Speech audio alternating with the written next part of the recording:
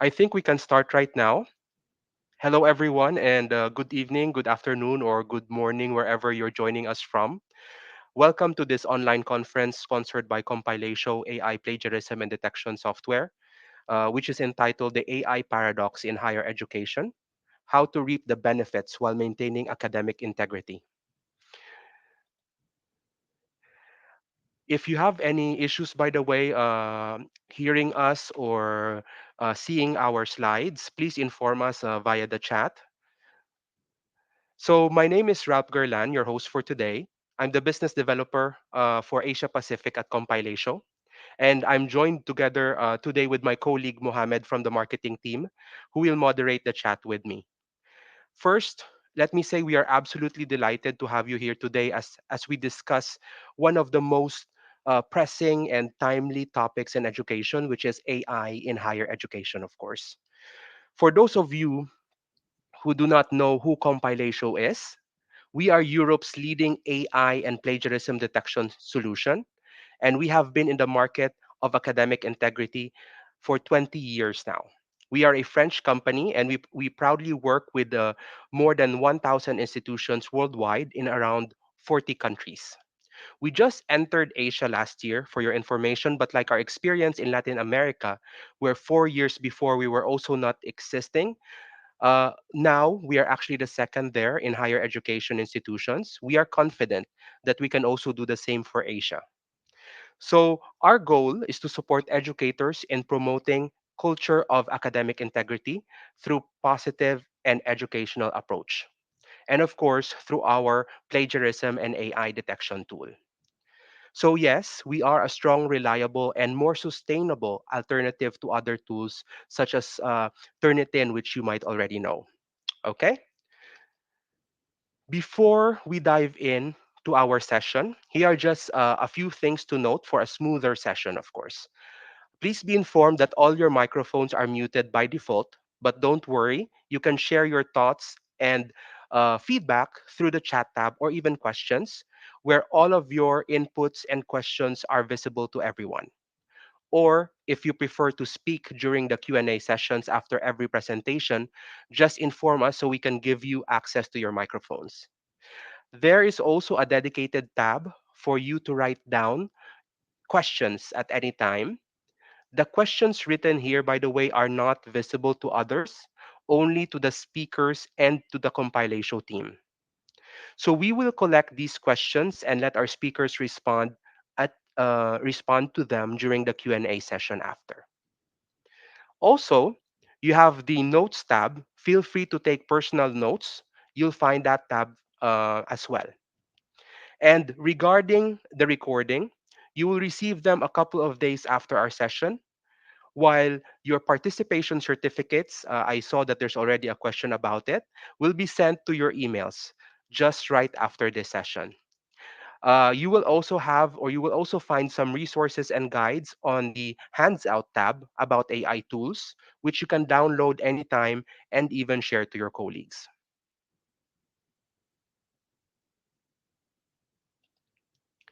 So, we're thrilled to welcome our first guest speaker, Mr. Michael Klemm, Managing Director of the Singapore Education Network. It's an alliance of 2,500 education professionals and organizations across Singapore, Asia, and the rest of the world. Michael, maybe you can add some more if you want. Well, I think thanks for introduction, Ralph. I think let's leave for introduction for later, or if somebody wants to know more, can ask me separately or check out LinkedIn. Let's No use the time problem. for my presentation. Thank you. Definitely. And of course, joining us as well is Ms. Anna Dean, which is the Regional Account Manager at iSpring, a leading provider of e-learning software. So I don't see her right now, so maybe she'll just join in shortly. So let me transfer the mic over to our first speaker in this case, Mr. Michael Clem. You can take over. Uh, Thank you, Ralph. For sharing the slides, I would need your help here a little bit. One moment. I'll transfer the sharing to you. One moment. Yes. Okay. While you do that, I can add a little bit more. So about the organization, which I founded 5 years ago. It's a Singapore Education Network. I'm based in Singapore. I've seen a few attendees here saying good morning, so I can see that not everybody is based in Asia. So we have attendees from Europe as well, which is great.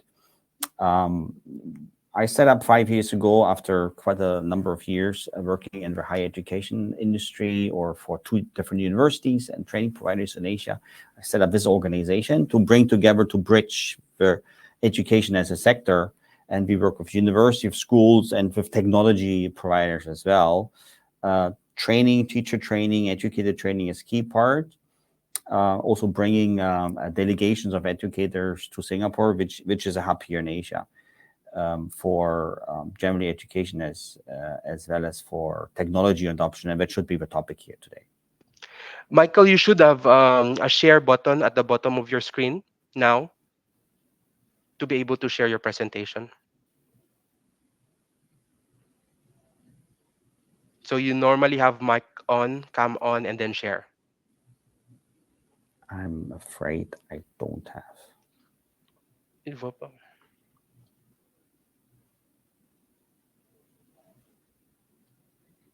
Okay, maybe I'll share the presentation. One moment.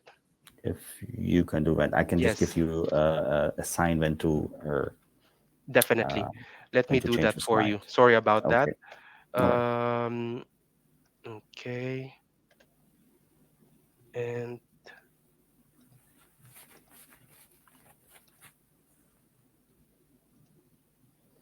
While you get the slides up, let me just start the topic, right? So, and we talk about AI in AR and education. I'm sure many of you have heard about AI, and there's so many different components, so many different shades of gray and colors and shapes. What we can talk about it. The other co-presenter Anna, she will definitely have a deeper dive. I will touch base on a couple of different topics as far as AI and higher education is concerned. I will share a little bit about Singapore, which again I think is quite a established and also leader in terms of technology adoption.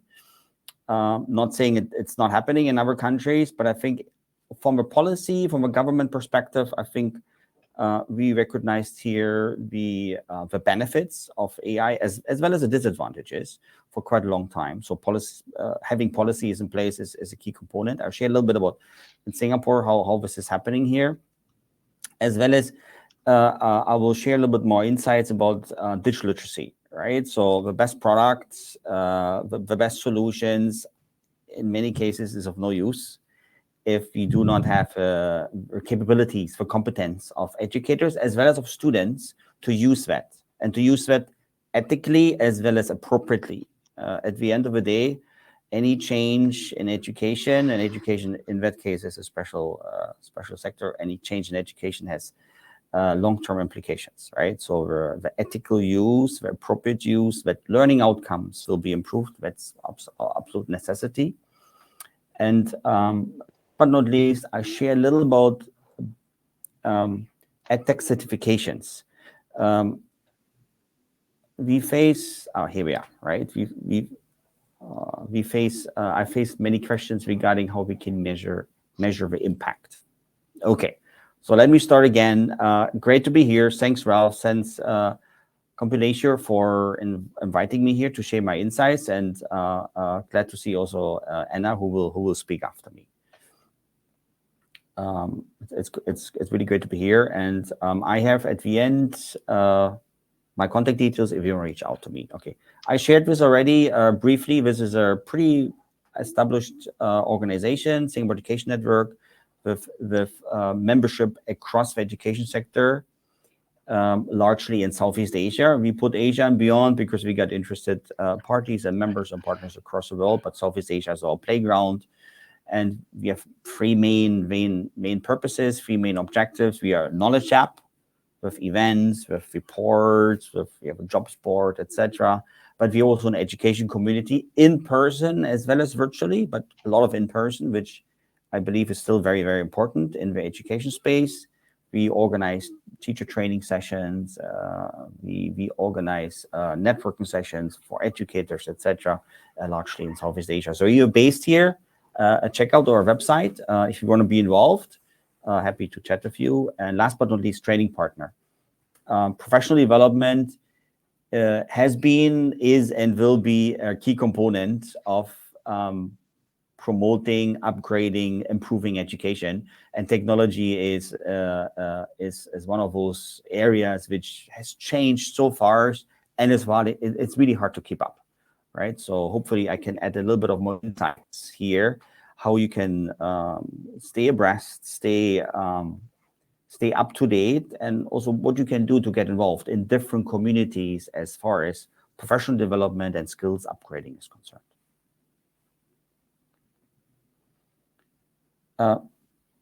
Let me start a little bit about Singapore and how the landscape is here. So Singapore has been for many years a pretty well-established and well-recognized education system. Higher education is part of it. We have a number of good public universities, but also foreign branch campuses, business schools, and also private universities, right? But still, it's a small country, but I think in that context has done really well. And AI has played a role, like for all of us post-COVID, but even before it already started to infiltrate, to be adopted, to be dealt with, to be discussed with, right? So COVID was obviously an accelerator, but it wasn't really the starting point. And why is AI adoption pretty high in Singapore? Number one, there's a very high enrollment rate for universities. So many students study at universities. So enrollment rate usually also supports AI adoption. Most universities are pretty well funded, public university, but also private. And that comes with good IT infrastructure, right? So that's very critical as far as AI is concerned. So high employability rate of graduates, of course, that also brings a focus on digital literacy. That brings also on, and moving on to number 4, that brings on companies in Singapore require in many cases that students nowadays in the job market, and not only in IT industries, across the board, for manufacturing, for finance, for many industries, that AI is a skill set that students will have. Accordingly, AI should be used in teaching, but also AI should be used as a subject to students. And last but not least, a very important topic, and there have been many different approaches across the world. How does a government support AI adoption in education? Still, education is primarily run through, or in majority run through public institutions. And the government, for quite a number of years, have been adopting and progressing in developing AI policies, which universities as well as schools can adopt, and of course we have to implement them at the end of the day. So the government is supportive of AI adoption, right? But there are always the flip side, of course. Same in the Singapore context. Like in many countries, there is mistrust as well as a fear that AI takes over. We over-rely on AI, and we lose skill sets by over-reliance on AI. And I think that's a real threat.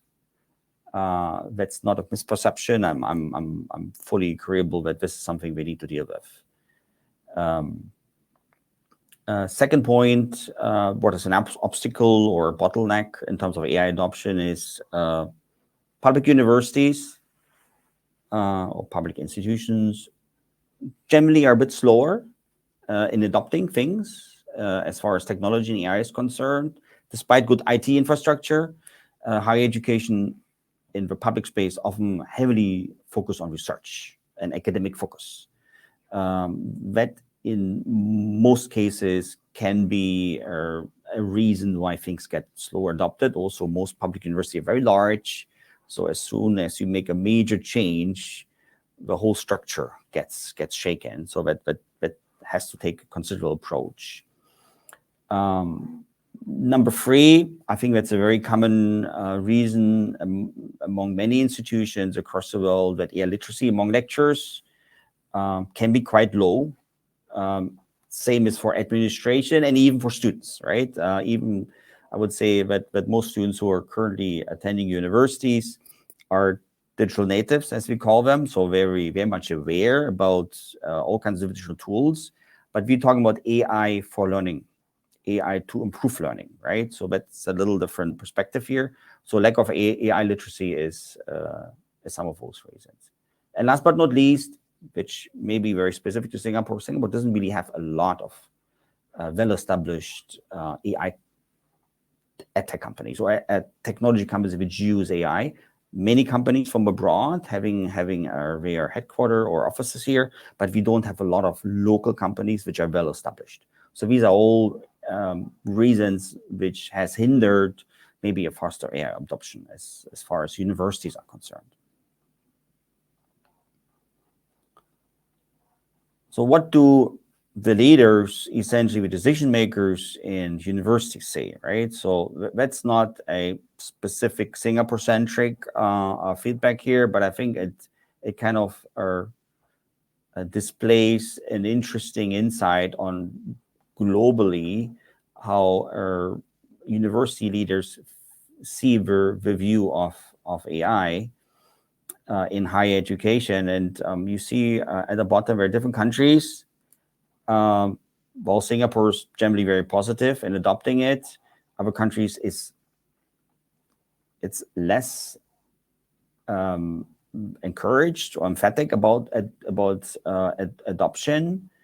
And when you just the question revolutionize teaching and learning methods, for example, US, where we have a lot of very good companies using AI in education, actually universities are not that optimistic in terms of using AI to support, to progress education. So it's an interesting insight, may not exactly be utilized or used in your specific context, but I think I think it gives a good overview that where you come from or what country or what education system or I would say what kind of development stage your country is may not always go hand in hand how AI is being seen by universities. I think that's pretty much my insight looking at this chart here.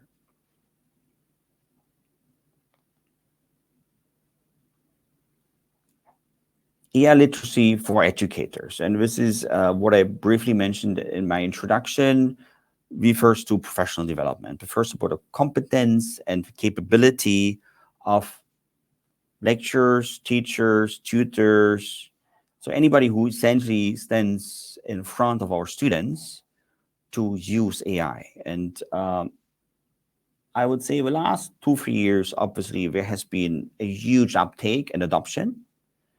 But as far as the adoption goes, also the steeper the learning curve, right? And as we all know, education or let's say teaching jobs, lectures, don't have a lot of time actually to upgrade their skills, right? They're heavily focused on research, and universities in particular, we're heavily focused on teaching and assessment, etc. But this is in many cases, AI literacy is a new area.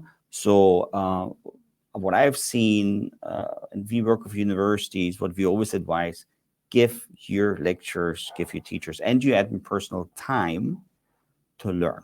Very critical. Here's just an example of, this is a professional development institute, a National Institute of Education from NTU, a university in Singapore, and they have specific offerings. So if you or your country or university offers such courses, I mean, the master's and leadership program, that's pretty heavy, right? That's obviously a degree program, but there are many professional development courses or certificate courses, for that matter, which is good for, number one, upgrading the skills for each and every teacher, and of course, that hopefully will also prove that you, the educator, the teacher, the lecturer is keen to upgrade and also adopt AI in education. But it's very critical then also to use that knowledge and competence acquired to look at technology and AI, in particularly from a critical and also ethical perspective, because it's obviously not the solution for everything.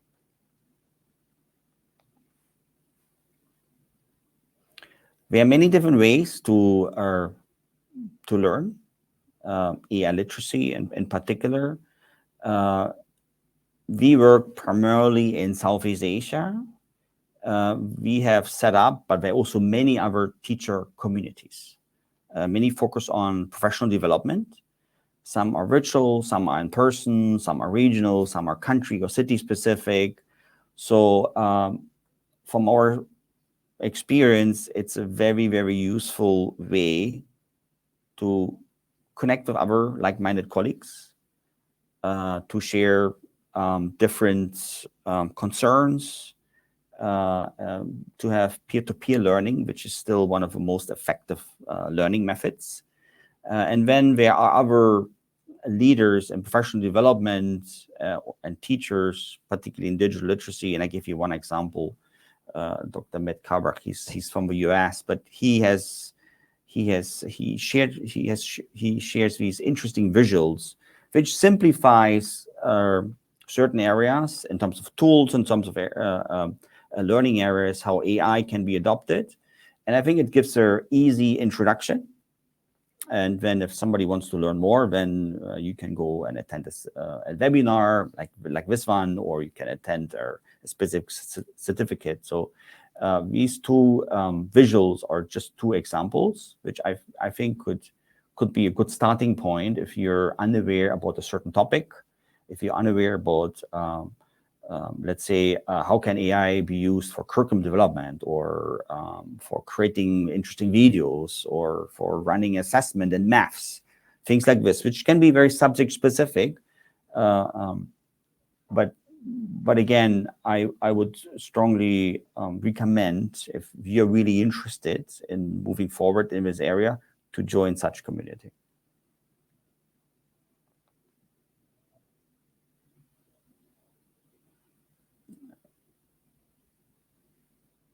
Okay. One other area is policies. And policies and AI framework. I took an example here of Singapore Management University. We have, for quite a number of years now already, an AI framework, or generative AI framework, which is publicized, right? Which is good, and which gives a very good guideline. It's not overly strict. It has some flexibility, but it gives boundaries. It gives ethical and learning and pedagogical boundaries on how AI can be used. It can be overwhelming, and in fact, it is overwhelming for most of us, I suppose, with the abundance of tools. And everybody says, I support you, I support the students, I support learning outcomes, right? But it isn't really easy to judge what is useful and what isn't. Some universities have very large IT teams, and they evaluate and they give recommendations. Some don't. Some universities give flexibility to educators to use what they think is appropriate in their specific subject or for projects. So that's why I would strongly encourage a university to have a policy, a framework, which again gives guidance in terms of appropriate and ethical use of AI in your classroom.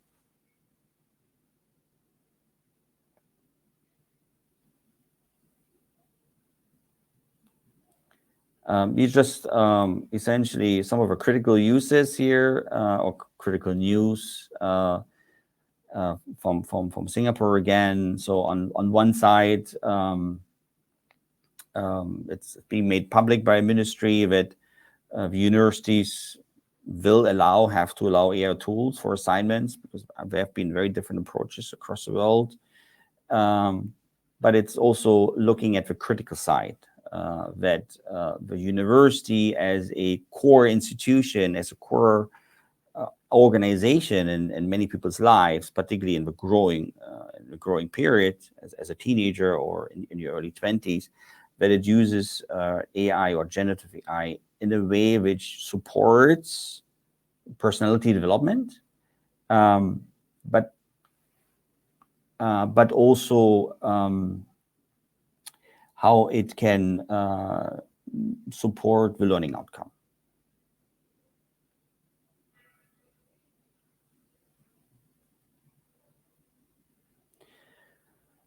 These are, I don't want to jump too much into the details. We are just some areas and some products, which you can take a screenshot, or maybe you can share the slides later on as well, are some of the most popular products in various areas: assessment, personalization, chatbots. Don't want to spend too much time on this one. Maybe we can go on here. We have two other areas: content creation and digital credentials, where AI is being heavily used. And these are some of potential products you could use in your organization as well. And last but not least, these are product certifications. So essentially, if you look for an objective evaluation of products, of solutions, tech solutions, these are some certifications which give you an insight and an evaluation from an organization which doesn't have a commercial interest in it, and they look at all these solutions available and how can impact your students and your outcomes. Okay, this is from my side.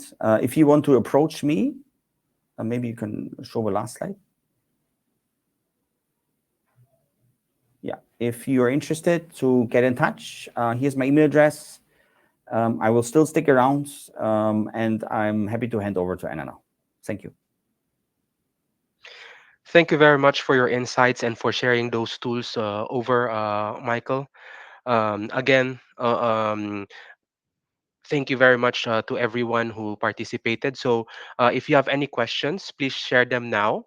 Maybe we can have like a short couple of minutes to dedicate for the question and answer for the Could, presentation of Michael Klemm. I could saw we there could was we a do it? question. Can we do it at the end Q&A? Sure, no problem. It will be better. If everybody is okay, you can actually already share your questions right now, and then we can respond at the end. In any case, just for your information, there has already been some questions about the slide. You can actually have the slide as indicated by Michael. And now, let's move over to the next speaker, Miss Anna Dean. So I'll give the mic to you. Hi, everyone.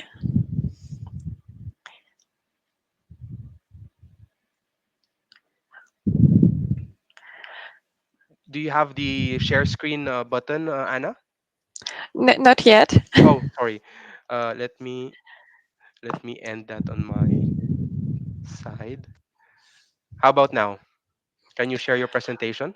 I still cannot see the button. Okay. Uh, can you send me the updated presentation? Because I'm not sure why it's not appearing right now. I do I believe apologize. we can. I believe we can just open the one you already have. That would be Okay, fine. I'll just open the one that I already have then. Let me do that. Sorry everyone, sometimes technology don't want to don't want to like Yeah. be nice to you.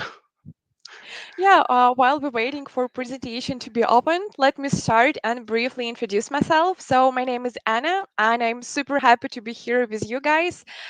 Just a few words about myself. Currently, I work at iSpring. It's a global e-learning company that have been shaping online education and employee training for over 20 years around the world.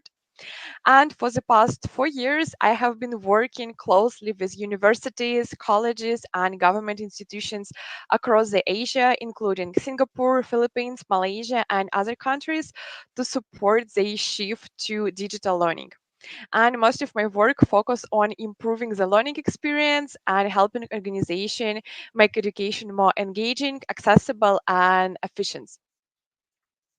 And moreover, I don't just speak about this from form a professional standpoint. I speak as someone who recently been a student too. In fact, I defended my master thesis just 2 weeks ago, and so this topic is very real and very fresh for me.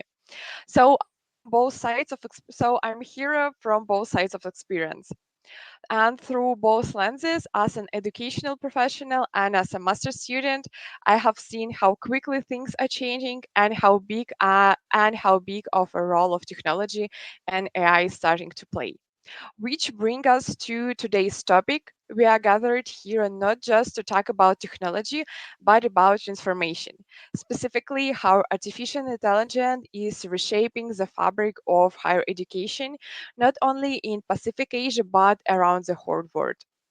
So AI is no longer something futuristic. It's in our offices, in our system, and very often in hands of our students. And that's bring us to the heart of our topics, the AI paradox. How do we embrace the benefits of AI while maintaining the integrity that higher education depends on? So this isn't about whether we should use AI that ship has sailed. The real question is how we should use it with a thought, with a structure, and with a commitment to quality. So let's talk about the paradox as the center of our discussion.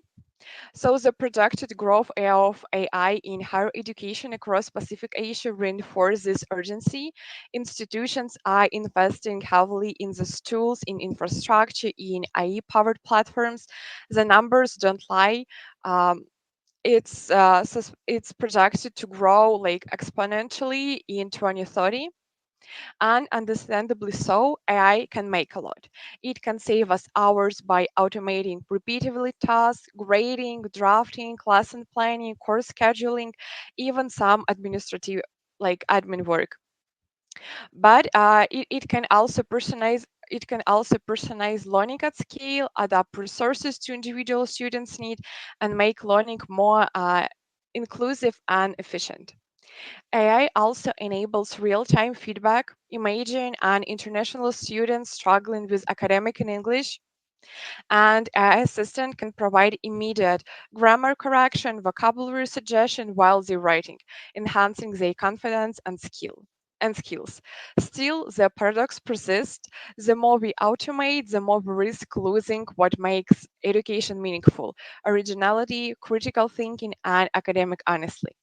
Efficiency, it's not just substitute of ethic. Speed is not a substitute of substance. So if we lean far to automation, we risk undermining the learning process itself.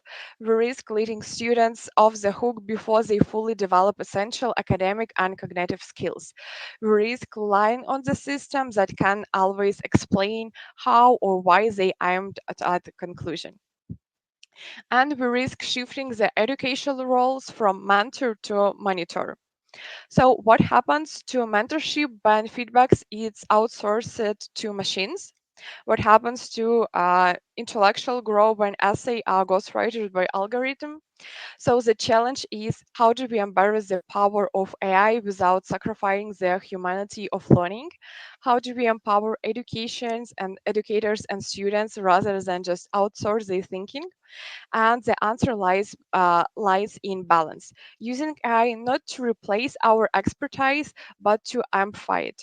let's take the let's take the mechanic load so that we can focus on more meaningful engagement, emotional support, and and emotional support.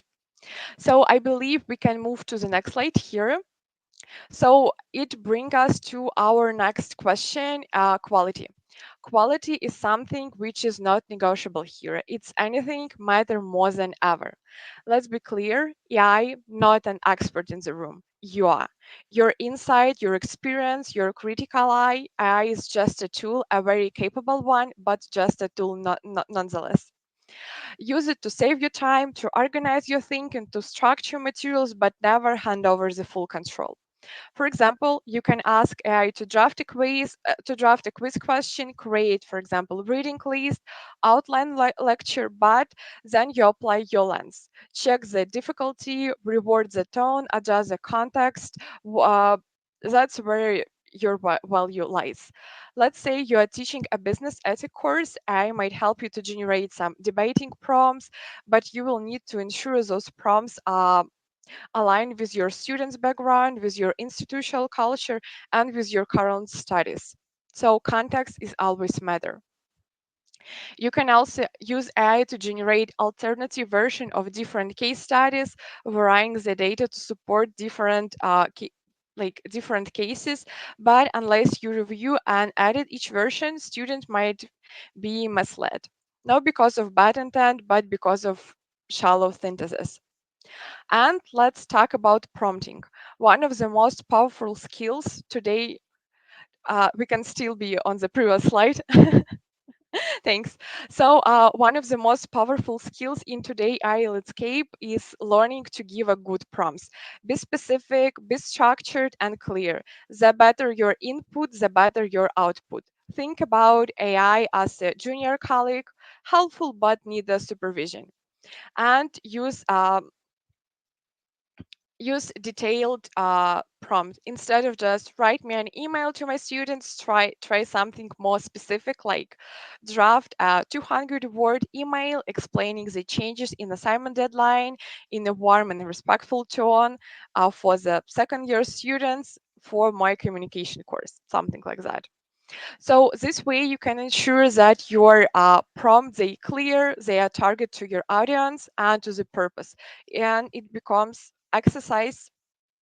And this way it becomes exercise and not just convenience for you to use.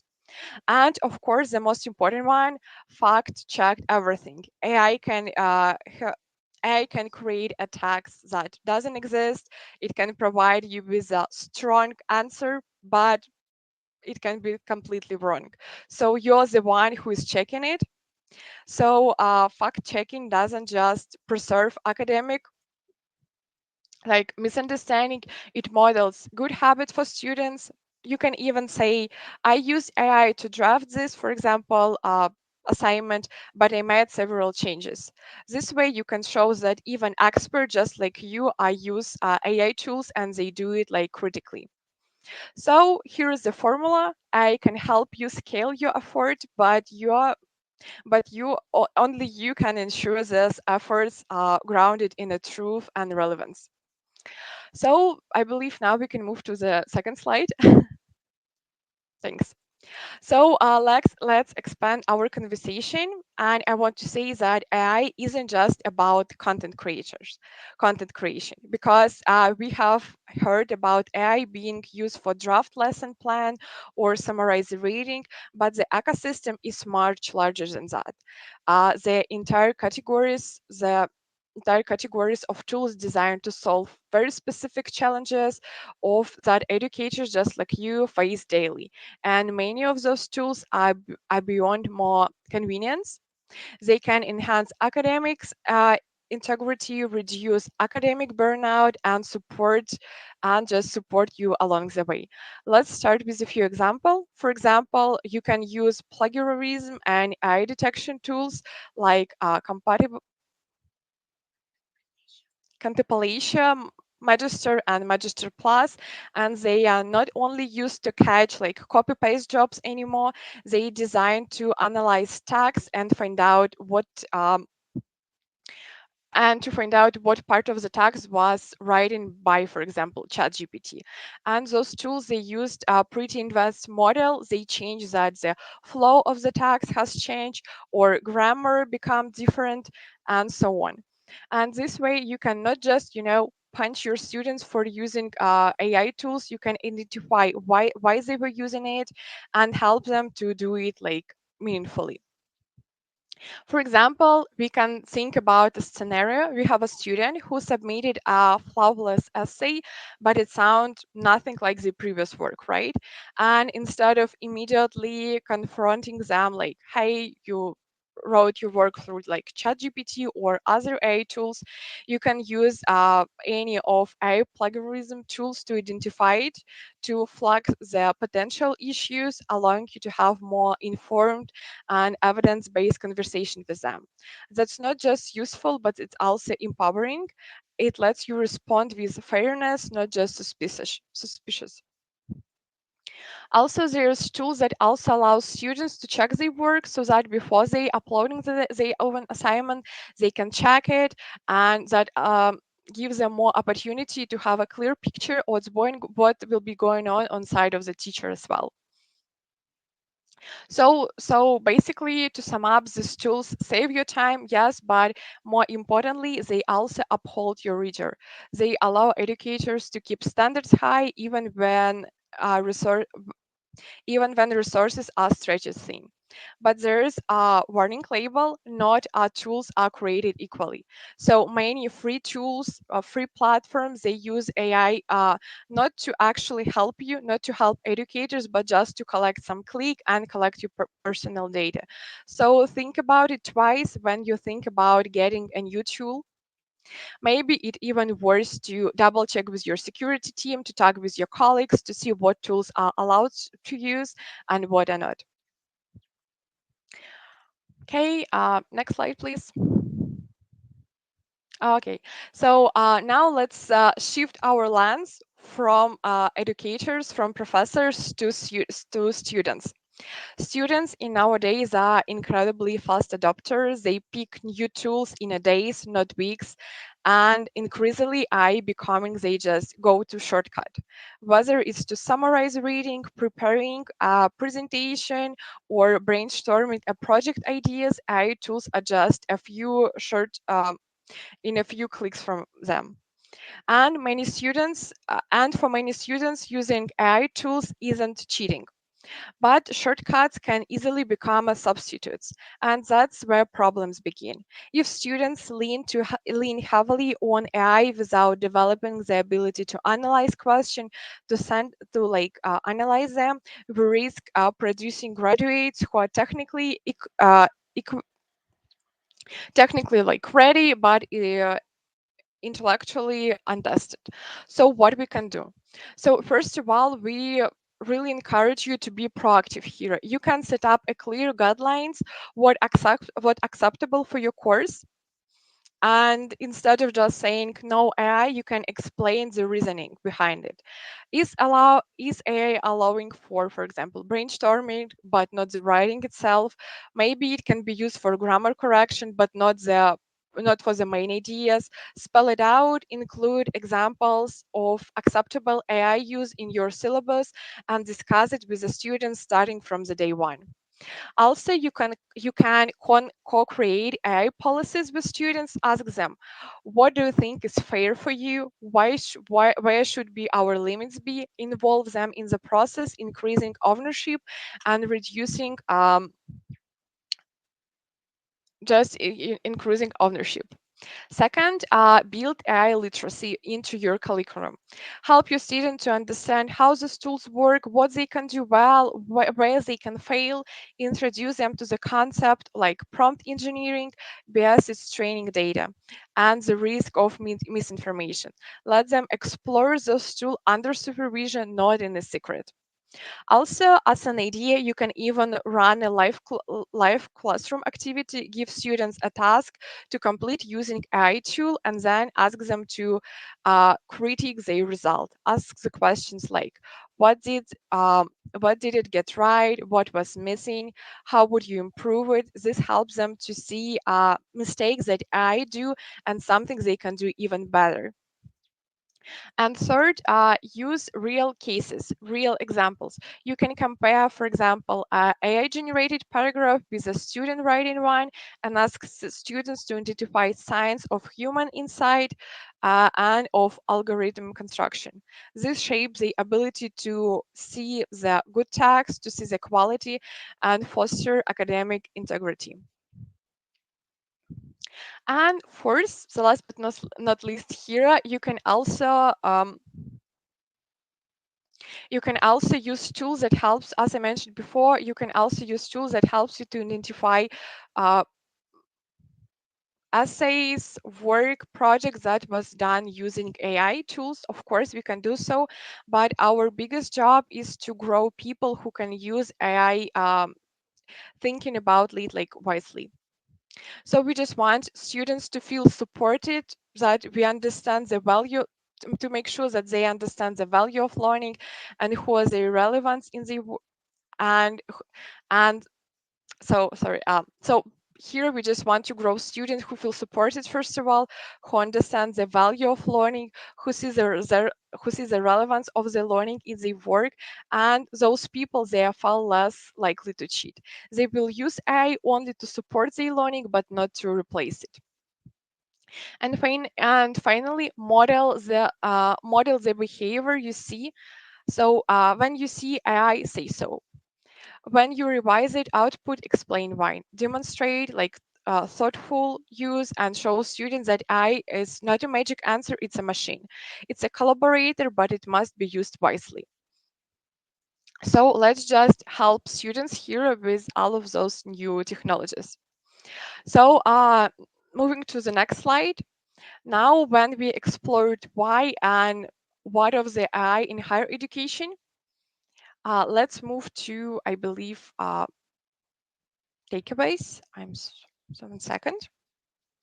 So, as the close of today's session, I want to leave you with the 5 takeaways, not just bullet points, but the reflection to carry forward and discuss with your teams, with your students, and maybe within your institution. So, first of all, AI is already here, and it's here to stay.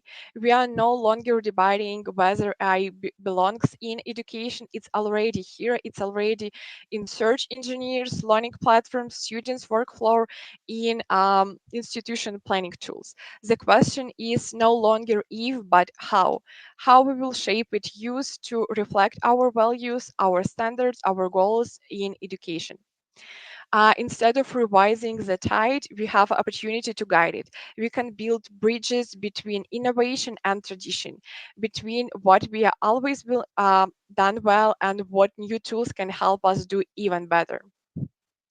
Second thing, the AI paradox is real. Automation must be balanced with a critical thinking and human oversight. AI, of course, can do many things faster than we can, but it can't reflect. It can't critique its job. It can make ethical decisions. That's actually your job. We need to approach AI like this pretty force, with the both enthusiastic and caution. Let's celebrate its capabilities while staying mindful of its risk. Let's remind um, let's remind that quality comes first. Then education remains central. AI is just a tool, but it's about your expertise and about your skills and knowledge that you are giving. Your role as an educator not just be so your role as an educator has not been dismissed, it's been involved. You're now not just a source of knowledge, but you're a co-creator, filler, translator, and guide. Students need you more than ever to help them integrate these tools into their work, to help them ask better questions, to help them navigate ability, to bridge the insight and empathy that no machine can replicate. Fourth, of course, quality matters more than ever. Don't lower the bar, raise your own standards, even while using smart tools. And last but not the least here, support your students, not just by policing them, by punishment, by using AI, but by preparing them to use AI tools correctly. Let's shift from enforcement to empowerment.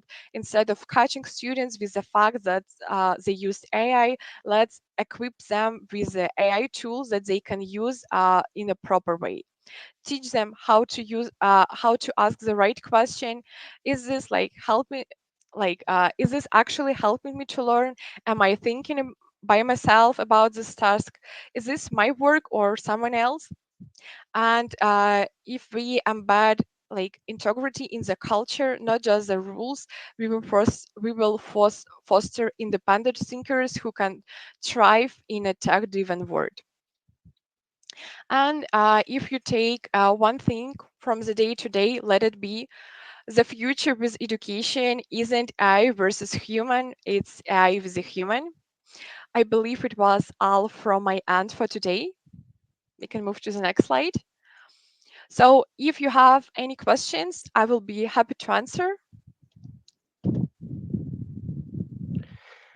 Thank you very much, Anna, for your insights once again, which are very relevant, of course, and for sharing best practices as well, to our participants today. Thank you again as well to Mr. Michael Klemm. He's also, I guess, still here with us to ask or to respond to your question. And just to add from my end, Compilation and myself, of course, do agree with our current speakers. AI is here to stay. Okay, I don't think any educator would want to ban this tool. It's just like Google decades ago. Everyone feared Google. Everyone feared the internet. So I think it's the same fear that we have right now currently for AI tools. And just to, I don't know if you've heard of it recently, but um, talking about the banning AI, China actually did deactivate AI during exam season in the entire country recently. And I don't think any educator would want something like this, because AI can still be useful. It just needs to be regulated. It just needs to be controlled. And one way, of course, for you to do that is by using tools, as educators, to help you, prevent the misuse and overuse of AI. So now, everyone, you may feel free to share in the chat your questions or comments. We'd love to hear your thoughts, your experiences, maybe, or even challenges related to AI in the classroom. I think we have one question here from Mr. Abdul Rahman Hegazi, who is asking our speakers for today, what is the best approach to developing an institutional AI policy? So I leave either Anna Sh- or Michael to Shall I respond. shall I jump in? Yeah, sure, go ahead. Okay. All right. So every institution is unique. Every appetite for AI from an institutional perspective is unique. So there is no one size fits all, right? So you can Google and ask other universities what they have, if they can share what AI policies. But at the end of the day, I think it's important to develop your own one. And the starting point is would be a bit of studying, a bit of research what other institutions have done, right? And especially what type of boundaries on topics they have covered in the policy. Um, the next step is getting different stakeholders from your university, and it should not only be senior management, should also be representatives from administrative office, maybe international office, maybe admissions office, then also lecturers because they are also heavily involved. Get a small committee, get a small group together, and develop in first of all an understanding on where AI is currently being used in your university and where you foresee it will be used, right? And also getting understanding within your university what are the most important concerns. Maybe what problems have you seen with the use of AI in learning and teaching, and then draft a policy which is not overly long, which is simple to understand because it has to be understood and implemented by various implementers, various people within your organization. Try to get feedback before you actually publicize it. I think it's very important you get ownership. Maybe have some students also have a look at it because students are also impacted by the use or the restrictions on AI. And last but not least, run small workshops or seminars, maybe within different faculties or schools or different groups within your organization when to publish. Just sending out an email with a document of, I don't know, 5, 10 pages is usually not good enough because these policies need to be explained. So that's the final step. As the general kind of rundown how I have seen and I would recommend this should be done. If you need further advice, I've been involved in one or two of those exercises. Happy to share more details if you wish to. My email is in the chat. Thank you very much, Michael. Yes, I also do agree with what Michael just said. You do need to really have a research on who uses the AI tools in your institution. You need to do workshops about the policy and check what others are doing. You know, I know people might say it's, we don't want to copy and paste what other people are doing or what other institutions are doing, but if it works, and also a lot of institutions actually share their policies for you to apply in your own institutions. So, take advantage of that, and maybe it would also work for your institution. Next, we also have another question from Jivan Mendoza. Plagiarism check is only an indication or foolproof evidence. So what if the student insists that he or she has not copied, though you present evidence, and if you know the student well and you're almost sure that she or he has done it, then things get difficult. Okay, so this is also a very good question and a very relevant one. So as Compilatio being a plagiarism and AI detection tool, please take note that all plagiarism detectors actually check for similarities. At the end of the day, you are the ones who decide as educators whether there's plagiarism or not. Same goes for AI. No AI detector actually in the market currently will be able to provide you details about whether it was generated by ChatGPT or other tool for that matter. No AI tool in the market also will be able to tell you which prompt was used. Okay, so at the end of the day, the AI detector will not replace your job in terms of analyzing and assessing, the results, and also at the same time, you are the experts, as Anna mentioned earlier. You are the experts, and your students well. So if you need to have a lot of discussion about it, we actually Compilation has actually shared in the handouts tab um, a guide, on questions that might be relevant to ask when there is AI use, in students' works. So there are some questions like which part of the work was done by AI. Keep in mind, a lot of universities and institutions, not only in Europe but also in Asia, now adapt a policy which allows the use of AI, provided that they give or they indicate it as a source. So for as long as they note which AI tool they use and which prompt they used, then it could be acceptable. So that could also be considered as one of your policies in your institutions as well.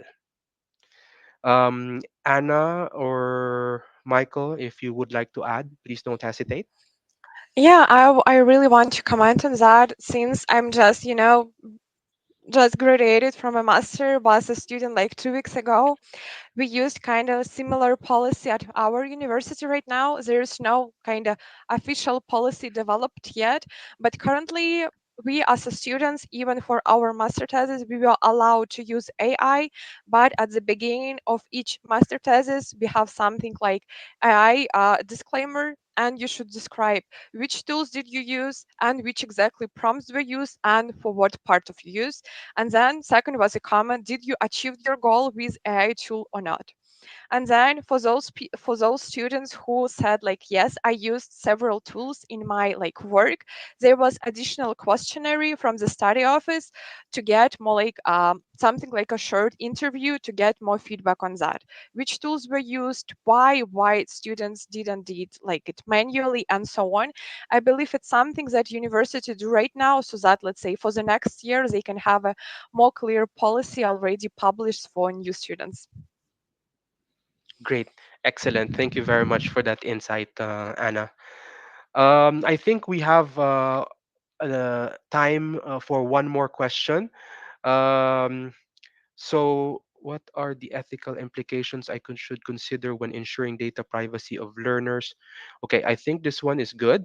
What are the ethical implications I should consider when ensuring data privacy of learners when they are using AI tools? I can Anna, jump. I yes, can jump go in ahead. first, and Anna, please add on. Right. So, first of all, I think that's literally the top line is, of course, we need to align with regulations, with laws, right? I mean, that's the number one. Of course, you need to comply if you're not fully aware now about existing data privacy laws in your country, right? That's number one. But when it comes to really ethical responsibilities, it means you make it even stricter. A couple of things, two or three things. Number one, which is sometimes a bit overlooked, is that many institutions collate too much information, and in fact, for sometimes for no use, right? And then you sit on a mountain of information, and when you don't exactly know what to do with it or not all of it, uh, minimize of what you collate. Okay, if it's not already restricted by law or by regulation, uh, generally double check: do I need to collate certain information? Right, that's number one. Uh, Secondly, who controls and autonomy? So depend check out when you have who controls the data within your organization and who has access to it, right? So that should be very heavily restricted. And then transparency and informed consent. Informed consent is rather a technical term, but whoever gives consent in data collection needs to be fully aware what you consent to. You can always have a 10 pager of terms and conditions, but let's be honest, nobody reads it. And informed consent and this context means that it's really clearly understand whenever somebody gives data and you collate it for a certain purpose, right? So that's definitely an ethical concern here. And transparency is that you make it very transparent on your website or on documents how you collate information and what purposes you use it for. So and that these policies can change, right? We've seen it with some very large tech companies. They change policies, but it's a huge document and it's just an announcement on somewhere, right? And essentially nobody reads it, and then you just agree by not doing anything. There should be a positive reaction. It has an agreement to change a policy. That's the ethical thing. So omission doesn't mean approval or doesn't mean consent. So these are a couple of advices or recommendations I would give here. Maybe I would also just like to add a couple of words to that, Michael. I think also when using AI tools, maybe look into whether they submit to certain rules and regulations or laws. For example, Compilatio, we do subscribe or submit to the GDPR laws of Europe, which really guarantees privacy and management of your data. So maybe you can look into tools that offer this. Most European tools would be under the GDPR law of Europe. So you can also look into that, or maybe other AI tools that are in your market that have specific guidelines that are also similar, or that adheres to specific privacy restrictions and regulations when accessing their platforms. So I think that's all the time that we have for today. We've actually already extended a bit, so I do apologize for the other questions. But definitely, of course, if you want, to continue this conversation, keep in mind or remember that we have another session which will be on the 26th of June. It will be evening though in Asia, 15 or 3 p.m. Paris time. And of course, if you're in the US or in the western side, then it will be morning in your time. So mark your calendars. We'll continue this important conversation around AI, technology, and integrity. I will share also this link on the chat if in case you want to register or get the recording, because you can also get the recording if in case you are not able to participate due to the time difference. And of course, if today's discussion has sparked your interest, and or if you're facing challenges with AI misuse and overuse in your institution, then you might also want to look into our tool, Compilatio. We offer free demo or a trial. Um, this is to ensure, of course, and foster a culture of academic integrity within your institution in the eve of AI. And lastly, before we end our session today, on behalf of the entire Compilation team, thank you very much for joining us. Before you leave, please take a moment to share your feedback on today's session. Your responses will greatly help us improve and bring you even better events in the future. So thank you once again. See you next time. And I hope you were able to learn something and apply it in your institutions for your AI policies. Thank you and have a good day, everyone.